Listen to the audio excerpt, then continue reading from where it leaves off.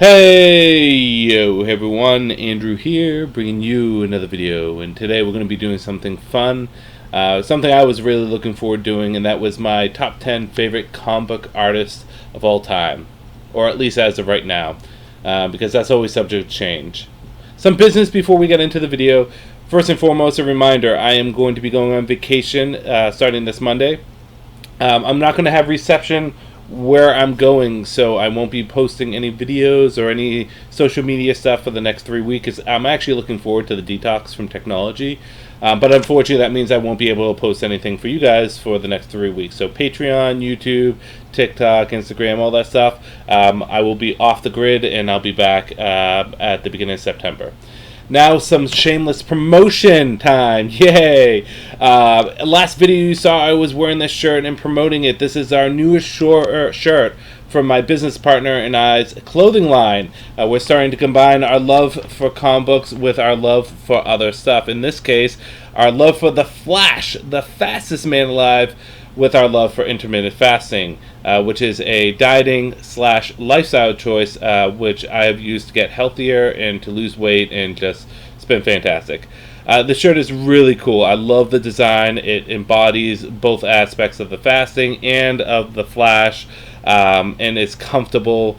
TeeSpring does a really good job at making the product for us. So you're getting great design, you're getting a comfortable shirt. You can get short sleeve, long sleeve. You can get tank top. You can get it your mug, so you can put your coffee in it.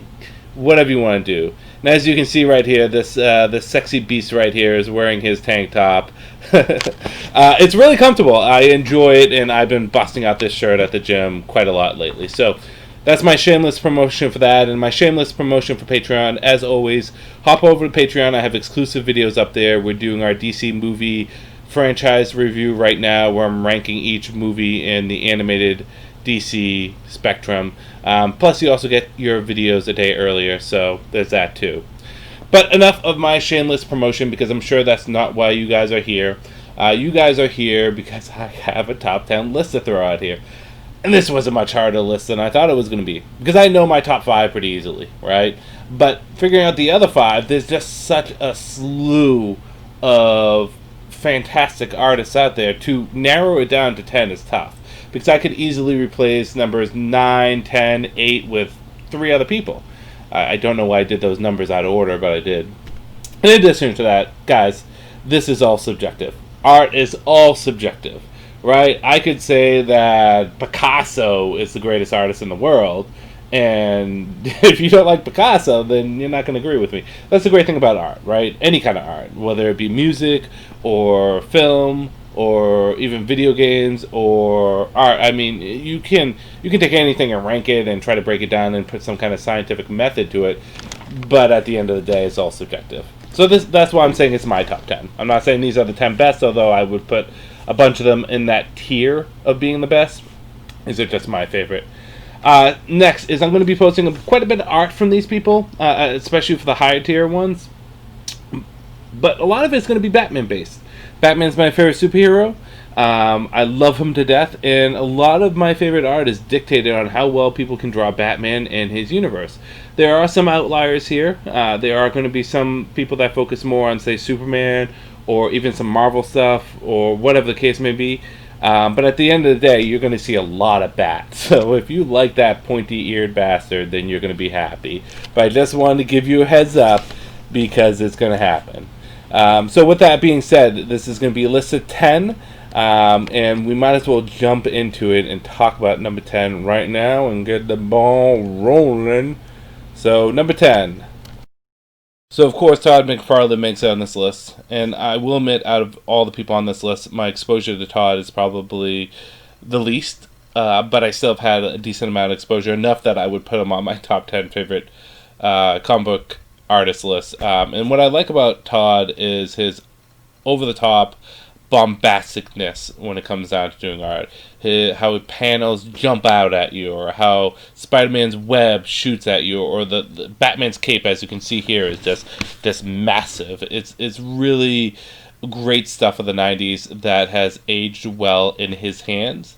I also appreciate the fact that Todd kind of does things the beat of his own drum, and I appreciate his success that he's had on his own, especially in the toy market.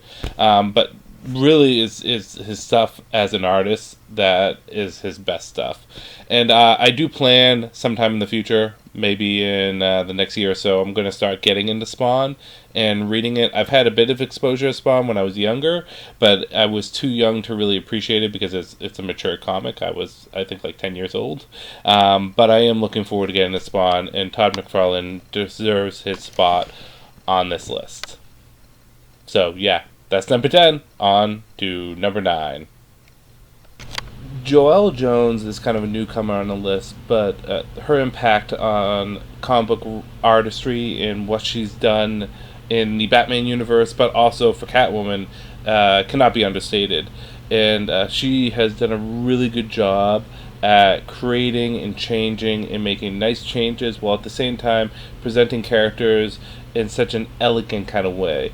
I particularly like, more than anything, her facial structures when it comes down to characters.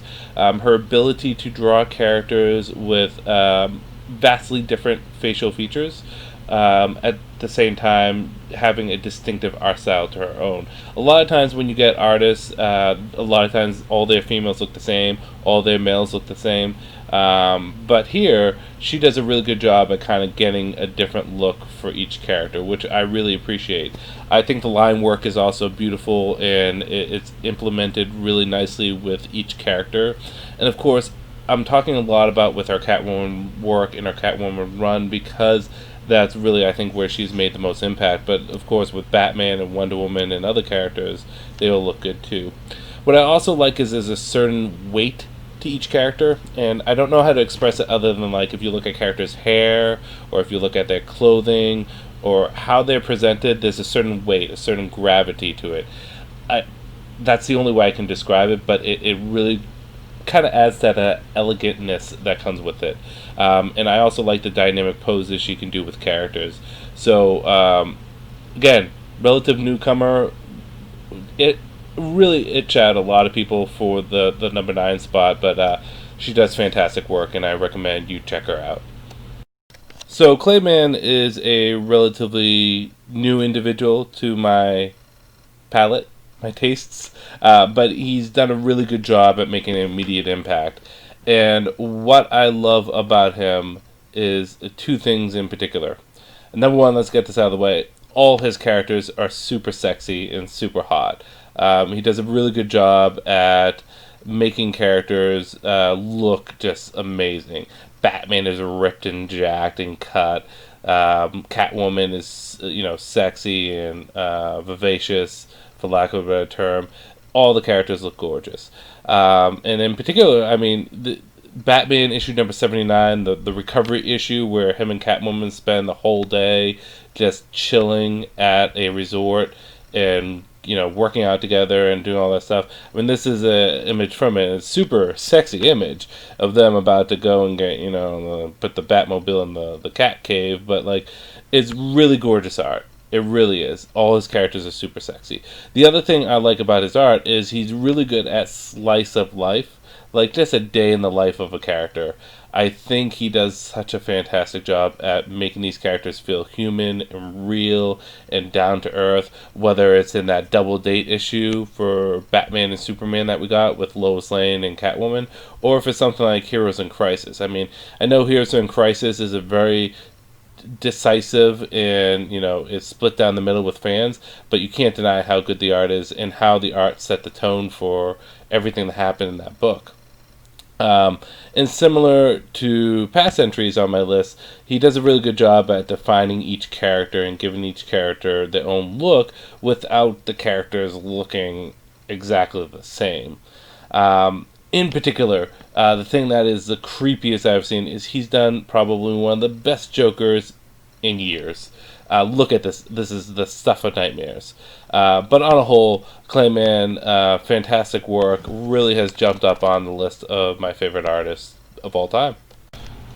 So on to number 7, which is going to be Kenneth Rocafort. And I first got exposed to Kenneth's art originally when the New 52 started with Red Hood and the Outlaws, and that's what I best remember him for. And he really did a fantastic job on that comic. And he then transitioned over to Superman and onto other comics like Teen Titans, and then back to Red Hood and the Outlaws. And what I like about his art is the dynamicness of the characters' positions and how the faces are, the facial expressions, and the panel transitions, how the panels overlap each other. It's just beautiful stuff. With that said, let's talk about the big Tamaranian in the room, shall we? Kenneth Rocafort has been known to have some criticism for being a bit of a pin-up artist when it comes down to his female characters. I think the biggest criticism was Starfire right here being overly sexualized, or Wonder Girl being a 16-year-old girl having, being pretty well endowed. I would argue that, yes, he does sexualize characters, but it's never to any extent that I think is offensive. I mean, comic books is going to have a bit of an over-exaggeration on both male and female characters. I mean, look at Superman and Batman. They're massively huge. They have massive muscles that are almost unattainable outside of steroids. And the female characters, of course, are gorgeous and a bit of sexualized to them. That's just the nature of the beast when it comes down to comic books. And I think that he kind of totes the line, but he doesn't step over it too much. I think a lot of people was also upset about Starfire's redesign, but she was probably more clothed in the New 52 than she was in the George Perez era, which is, her origin. Putting all that aside, right? Again, like I said, the dynamic posing of his art, I think the line work he does is fantastic. Look at this Flash right here. It's just so gorgeous, and how the rogues are kind of sprawling out of him.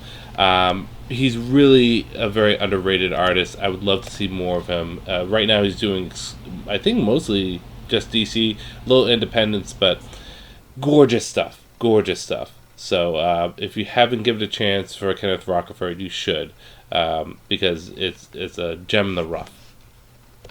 Oh yeah, on to Gary Frank. Gary Frank can be best described to me is if Alex Ross did art that best represented the Silver Age, Gary Frank's art is if the Silver Age just kept going.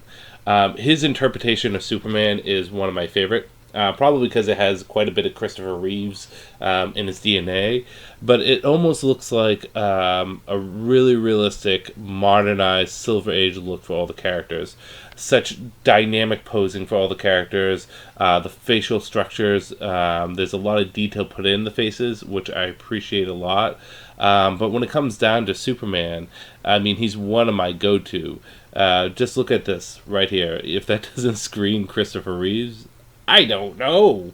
But in general, I think also the proportions on the body is a little bit more realistic, less comic booky when it comes down to being bombastic. And I like over-the-top, bombastic, muscular superheroes, but sometimes having a little bit more realistic tone gives a bit of a flavor to it. And like I said, I think the thing he does so well is he takes characters that were originated in the Silver Age, or even beforehand, or made their mark in the Silver Age, even Golden Age, right, and gives them that modern feel to them and makes them stand out in such a positive way. I love it. Look at that smile. Look at that smile. So when people think of the 1990s, when it comes down to art, they think of some fantastic art, but they can also think of some hot garbage. And when they think of the hot garbage, they think of overly muscular men with veins popping everywhere, women with their hips to the side and somehow their backs are bending in ways that aren't possible, and pouches. My God, the pouches. There was something about the 90s that had a stigma to it. But you know what Liam Sharp does? Liam Sharp takes everything that was good about 90s art and he rolls with it. His style has such a 90s distinctiveness to it. I'm just speechless when I look at it. Just look at this art right here of Wonder Woman, or the Batman art I just had up, or the Green Lantern art I had at the beginning. His stuff with comic books is something unique nowadays because it does exemplify the stuff that came from the 90s, and he kind of embraced it. and that's something I really love about his art. My favorite work that he's done has been on the Green Lantern with Grant Morrison, but his Brave and the Bold run with Wonder Woman and Batman, which I believe he wrote also, was really cool. And then, of course, his Wonder Woman stuff was great also. But just look at it. It screams everything great about the 90s, done even better. And that's what I appreciate, and that's why he's so high up on this list. It's just, it's nostalgic without being nostalgic. I don't know if that makes sense, but goddamn, he did it. He pulled it off. His Hal Jordan is also just magnificent. Just magnificent. Another artist that I was exposed to first with the New 52 is Jason Fabok. And the best way I can describe his art is if Gary Frank and Jim Lee's art kind of merged together, and you get Jason's art. It's really great. It's got a lot of dynamicness in the facial features for each character, similar to what Gary does. But what I really like about Jason's art is just the physical, imposing force that certain characters like Batman in this picture look like. They look super strong. They look like they could just crush you in a second. Just really great physicality to it. But I think also what I like about it is his range with characters, being able to do so many different characters and doing so many different body proportions and having that distinctiveness. But really that body type that he's got down, and the face for the characters too, he's got down really nice too. You can see how Batman looks like an asshole, but Superman looks sweet and nice. Really gorgeous art. He's made an immediate impact on me, and I can't wait to see his 3 Jokers. It's going to be epic, absolute epic. So let me tell you a story about me and Tony Daniels, like we're best friends or something. But when I first got exposed to his art, there's one panel in particular that kind of stuck in my head, and it's this one right here. In his run with Dick Grayson being Batman, he did a kind of a little confrontation between Dick and Selina, and Selina was in a swimsuit, and so was Dick. And what struck me about this is how he portrayed Selina as very elegant, as very beautiful, and as very strong too, especially if you read the dialogue. And the thing that stuck out to me was her hat kind of going up against Dick Grayson's face, which was just so cute. And I brought this up to him, and I said to him the first time I met him, I said, hey, listen, this panel, this stuff, it's been burnt in my head. And he's like, yeah, dude, that's my favorite panel I've ever done. I love it. I had to get a copy of it. And then when I met him again, I brought that up. He's like, yeah, dude, you're the only person that really brought that up to me. But yeah, I remember you. That's my favorite panel. And it's a little special story. But what I like about Tony Daniel is exactly what I said. For his female characters, he can make them elegant, beautiful, and strong, while at the same time with his male characters make them imposing, physical, and dynamic. His Deathstroke has some of the best Deathstroke costume and redesigns. His Batman is always just on point and just really has some great action scenes. And I really love how he does the facial features on characters. They can have a relaxed look. They can have an excited look. There's a range and spectrum when it comes down to how he portrays the characters. His work on the Batman, of course, is some of my favorite, but his other work with Wonder Woman and Superman and the Justice League, all of it's great. And he's quickly risen up, in my opinion, as one of my favorite comic book artists of all time. His consistency is on point. I feel as though his art is getting better with each day. And I like his panel layouts. I like how he tells a story through the art. And just in general, he's got that elegantness, that beauty, and that strength that comes with all his characters. And that's something that can't be easily, gathered. That's something that you have to learn, and I appreciate him for that. Anyone that's been following my channel long enough knows my obsession with George Perez, not only as an artist, but also as a writer and a creator in general. I've had the pleasure of meeting him, and he's one of the nicest guys you'll ever meet. George Perez comes, at least in my head, he never said this, but in my head he comes from a school of thought when it comes down to art, is that keep it simple.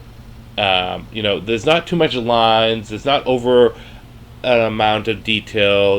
There's not a lot of dynamic stuff going on all at one time. But in making things simple and clean, he gives characters a unique distinctiveness and makes them stand out. Of course, he's most well known for his new Teen Titans run. There's also that Wonder Woman's run, Crisis on Infinite Earths, Infinite Crisis, Batman, and everything in between. I mean, just look at the Superman. This Superman isn't overly detailed. It's simple, but the simplicity of it is what gives it that look. And never have I seen a comic book artist be able to have such a diversity with body movement and body placement than George Perez. If I had one criticism from George Perez, and the only criticism, and how dare I even give a criticism, is that I do believe his earlier work from the 80s to the mid-90s is his best work. I think when he started getting too heavily detailed with his work is when things kind of started to decline, in my opinion. He's also had a lot of health issues and stuff like that too, so we don't know if that plays a part in anything, but he is a legend among legends. He's one of the greatest artists of all time. Forget about just my opinion. He is one of the greatest artists of all time. His work is simply gorgeous. I implore anyone to go read New Teen Titans or to read Wonder Woman. His stuff on that stuff is stuff of legends, people. Stuff of legends. And he's been instrumental, along with Marv Wolfman, in creating the best team-up storylines ever with the New Teen Titans. I love George Perez to death. I love his art. But, despite how much I love him, right, there happens to be someone that I love a bit more. So, let's finish it off. Let's go to our number one on our list. And away we go. I'm sure no one's surprised by this at all. Jim Lee is number one. And I forgot to put the number one there, but I don't feel like going back and editing it. Jim Lee is number one. This is no surprise to anyone. I literally say how much I love Jim Lee almost every video. I could be talking about Power Rangers or Nintendo, and somehow I'll be like, oh yeah, by the way, Jim Lee's the best. When I got back into the comics when I was a teenager, the first story I got exposed to was Batman Year One, but the second was Batman Hush, and Batman Hush was such a game changer for me, in the way the story was told, but also the art. Jim Lee's art was so captivating and gripping, and he's an example of an artist that does everything right. From poses of characters, to proportions of bodies, to everyone having a distinct look facially, to doing risky chances and trying stuff that's new, to redesigning stuff but staying loyal to what the characters were. Like, that is Jim Lee. And here's the thing, if you watch him, because he does a lot of stuff on Instagram and all his social media, if you watch this cat, he's only getting better with age. Like, he's trying new stuff all the time, and I love him for that. He's willing to go outside his comfort zone and do new things, whether it's through positioning of bodies, or how he does the ink on the page, or how he does the facial features of characters, or even just drawing characters he's never driven before. He drew a picture of Goku in his art style, and it came out gorgeous. Jim Lee also is the instrument of everything that was good of the New 52. New 52 had some decisive stuff about it, but him and his redesigns of the costumes wasn't the decisive stuff. And I don't think anyone will ever knock Jim Lee off my pedestal as number one. I think it's going to be impossible to do. Because my love for him is so psycho, right? there's this Mafex Batman Hush figure coming out. You guys probably know about it. I bought two of them. That shit is $89, and I dropped for two of them. As well as I got two of the Catwoman ones. I pre-ordered that one, and I'm getting the Superman one. And I got them only because it's his art, and I wanted a perfect Batman figure for his art. Yeah, I could go on and on about Jim Lee, and I'll try not to, but like everything he touches is beautiful. And you know what I also like about him? This is going to be an odd compliment. He doesn't do something all the time. Like, he's not a consistent artist. Because of his high caliber, he only does art only so much. But when he does the art, when he puts out that run, even that one issue, it is like ambrosia. It's like, oh my god, it tastes so good to have your art. So I appreciate the fact that maybe he'll do a 6-issue run here or a 12-issue run here, and then he'll take a 5-year break, and then he'll jump back in. I think it's fantastic. He's fantastic. Everything he does is fantastic. Without a doubt, the best Batman artist, and without a doubt, in the top 5 greatest artists of all time. There is no denying that at all. So, what are your thoughts? Do you like my list? What would your list be? I would love to hear what you guys would put as your top 10 artists.